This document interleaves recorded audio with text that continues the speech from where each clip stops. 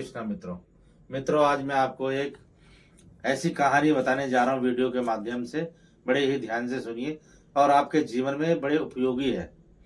कई बार ऐसी बातें होती हैं, कई बार ऐसी घटनाएं भी हो जाती हैं कि हम बिगड़ देखे और किसी को भी बोल देते हैं, जबकि हमें सच्चाई का पता नहीं होता। तो ये भी एक बहुत बड़ा अपराध है, बहुत बड़ा पाप है। तो जब तक आप उसे देख ना लें, जब तक आप उसे आपको सबूत ना मिल जाए, जब तक उसके बारे में आप अपनी जबान से कुछ ना निकालें। तो मैं इसी वीडियो के माध्यम से बताने जा रहा हूँ एक कहानी, जो बिल्कुल रियल कहानी, सच्चाई कहानी है। इससे आपको सीख मिलेगी, जीवन में आप सुखमय रहेंगे। तो मैं एक राज्य में एक राजा थे, बड़े दयालु, बड़े बड़े कृपालु थे। जो उनके सारे राज्य में जितने भी लोग रहते थे, वो बड़े ही प्रेम करते थे अपने राजा से, क्योंकि राजा सबको समान समझता था, सबको खुश रखना, सबको अच्छी तरह देखभाल रखना। और एक समय की बात है कि राजा ने अपने महल पे भोज का आयोजन किया, सबको निमंत्रण दिया। वो राजा ऐसे थे, ना उनके लिए कोई छोटा था, ना कोई बड़ा था, ना कोई जात थी, ना कोई बात थी। सिर्फ वो मनुष्य की जात मानते थे, इसलिए उन्होंने भोज रखा। अब जैसे ही वो भोज बन रहा था, तो ऐसे ही क्या होता है कि ऊपर से एक गिद्ध एक सांप को उठा के ले जा रहे थे, मार के सांप को। तो देखिए लीला क्या होती है प्रभु की। तो सांप का विष जो होता है वो खाने में गिर जाता है। अब खाने में गिर जाता है तो कोई भी उसे देख नहीं पाता, और विष गिर जाता है खाने में। और फिर वो सारा जो खाने में विष गिरता है, तो वो भोजन निवासियों को मिल जाता है, भोज कर लेते हैं वो लोग। जितने राजा के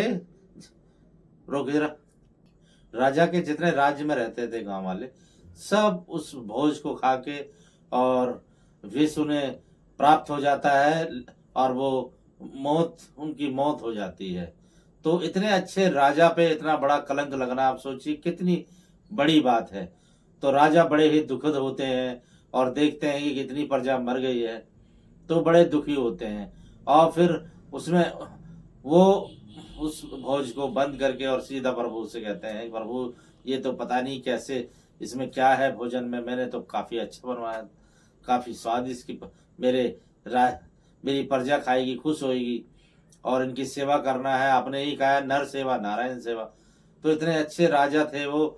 तो उसी टाइम यमराज आते हैं और वो सारा दृश्य देखते रहते हैं। तो यमराज ये सोचते हैं कि अब ये सजा किसको दी जाए, क्योंकि चील तो अपने बच्चों के लिए खाना ले जा रही थी, वो भी अपना कर्म कर रही थी, और जो खाना था वो जो बना रहे थे हलवाई, वो भी अपना कर्म कर रहे थे, राजा भी अपना कर्म कर रहा था। तो यमराज सोचे अब किसको सजा दी जाए, सब अपने पेट के लिए कर रहे हैं। तो ऐसे ही यमराज जी सोचे अब किसको सजा दी जाए।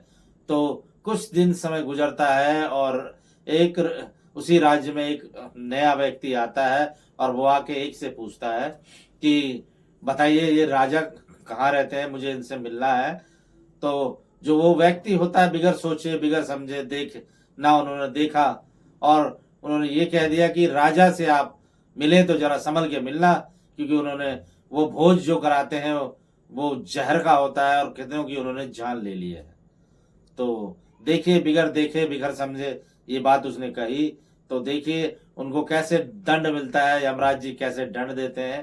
तो यमराज ने जब वो सुना और देखा, तो यमराज ने सजा उसको दी कि उसने बिगर कहे और एक निष्पाक निस्वार्थ राजा पे आरोप लगाया कि ये विष का खाना प्रजा को खिलाते हैं।